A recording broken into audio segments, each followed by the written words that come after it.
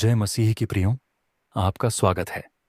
हमारे channel Bible ज्ञान में आज हम सीखेंगे नीति वचन अध्याय 1 का 6 से 10 तक का अर्थ। अगर आपने अभी तक हमारे चैनल को सब्सक्राइब नहीं किया है तो कर ले, ताकि हमारे वीडियो की नोटिफिकेशन आपको मिलती रहे। तो चलिए शुरू करते हैं। नीति वचन 1 से 6, जिससे वे नीति वचन और दृष्टांत को और बुद्धिमानों के वचन और उनके रहस्यों को समझें। यह आयत नीति वचन की पुस्तक के उद्देश्यों को और भी स्पष्ट करती है।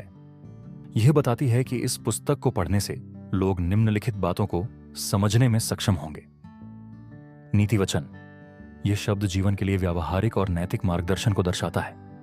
नीति वचन हमें सिखाते हैं कि कैसे सही निर्णय लें और कैसे एक अच्छा जीवन जिएं। दृष्टांत, यह शब्द कहानियों या उदाहरणों को दर्शाता है जो हमें नैतिक सबक सिखाते हैं। दृष्टांत हमें जटिल विचारों को सरल और समझने योग्य तरीके से समझने में मदद करते हैं।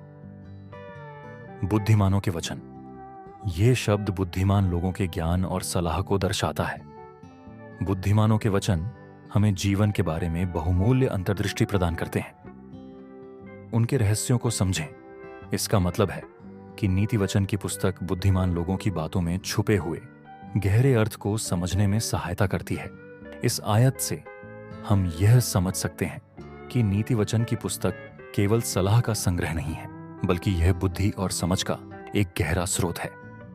यह हमें जीवन के जटिल मुद्दों को समझने और सही निर्णय लेने में मदद करती है। संक्षेप में, यह आयत हमें बताती है कि नीति वचन की पुस्तक हमें बुद्धिमान बनने और जीवन में सफलता प्राप्त करने में मदद करती है। नीति वचन एक साथ यहोवा का भय मानना बुद्धि का मूल है। बुद्धि और शिक्षा को मूढ़ ही लोग तुच्छ जानते हैं। यह आयत नीति वचन की पुस्तक के सबसे महत्वपूर्ण सिद्धांतों में से एक को व्यक्त करती है। यह बताती है कि सच्ची बुद्धि का स्रोत परमेश्वर का भय मानना है। यहोवा का भय मानना बुद्धि का मूल है। यहां यहोवा का भय मानना का अर्थ है परमेश्वर का आदर करना, उनकी आज्ञाओं का पालन करना और उनके प्रति श्रद्धा रखना। यह भय डर नहीं, बल्कि परमेश्वर के प्रति सम्मान और विस्मय है। यह मान्यता कि परमेश्वर ही ज्ञान और बुद्धि का स्रोत है और उनकी आज्ञाओं का पालन करने से ही सच्ची बुद्धि प्राप्त होती है। बुद्धि और शिक्षा को मूढ़ ही लोग तुच्छ जानते हैं। जो लोग परमेश्वर का आदर नहीं करते, वे बुद्धि और शिक्षा के महत्व को नहीं समझते।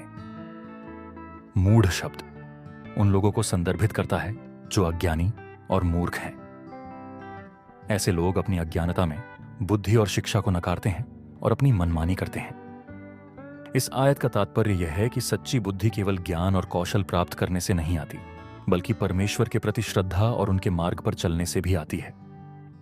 जो लोग परमेश्वर का आदर करते हैं, वे जीवन में सही निर्णय लेने और एक सफल और सार्थक जीवन जीने में सक्षम होते हैं। नीति वचन 1:8 है, मेरे पुत्र, अपने पिता की शिक्षा पर कान लगा और अपनी माता की शिक्षा को न तज। ये आयत माता पिता की शिक्षाओं के महत्व पर जोर देती है। ये हमें सिखाती है कि हमें अपने माता पिता की बातों को ध्यान से सुनना चाहिए और उनकी सलाह का पालन करना चाहिए। यहां इस आयत का विश्लेषण है। हे मेरे पुत्र, अपने पिता की शिक्षा पर कान लगा। ये वाक्यांश हमें बताता है कि हमें अपने पिता की शिक्षाओं को गंभीरता से लेना चाहिए। पिता अपने जीवन के अनुभवों से ज्ञान प्राप्त करते हैं और वे अपने बच्चों को सही मार्ग पर ले जाने के लिए मार्गदर्शन प्रदान कर सकते हैं। और अपनी माता की शिक्षा को न तज। माता का प्रेम और देखभाल अनमोल है। माताएं अपने बच्चों को नैतिक और भावनात्मक रूप से मजबूत बनाने में महत्वपूर्ण भूमिका निभाती हैं। उनकी शिक्षाओं को नकारना एक बड़ी भूल होगी। यह आयत हमें यह भी सिखाती है कि माता पिता की शिक्षाएं एक साथ मिलकर काम करती हैं। पिता का मार्गदर्शन और माता का प्रेम बच्चे के विकास के लिए आवश्यक है। संक्षेप में, यह आयत हमें बताती है कि हमें अपने माता पिता का सम्मान करना चाहिए, उनकी बातों को ध्यान से सुनना चाहिए और उनकी सलाह का पालन करना चाहिए। नीति वचन अध्याय 1:9 में लिखा है, क्योंकि वे मानो तेरे सिर के लिए शोभायमान मुकुट और तेरे गले के लिए कंठमाला होंगी। यह आयत माता पिता की शिक्षाओं के महत्व को एक सुंदर रूपक के माध्यम से दर्शाती है। यह कहती है कि माता पिता की शिक्षाएं बच्चे के लिए एक शोभायमान मुकुट और कंठमाला के समान है। शोभायमान मुकुट, मुकुट राजाओं और रानियों के सिर पर पहना जाने वाला एक गहना है जो उनकी महिमा और प्रतिष्ठा का प्रतीक है। इसी प्रकार माता पिता की शिक्षाएं बच्चे के जीवन में सम्मान और गौरव लाती हैं। यह उन्हें समाज में एक प्रतिष्ठित स्थान प्राप्त करने में मदद करती है। कंठमाला, इस शब्द का अर्थ है कंठमाला गले में पहनी जाने वाली एक माला है जो सुंदरता और मूल्य का प्रतीक है। इसी प्रकार माता पिता की शिक्षाएं बच्चे के चरित्र को सुंदर और मूल्यवान बनाती हैं।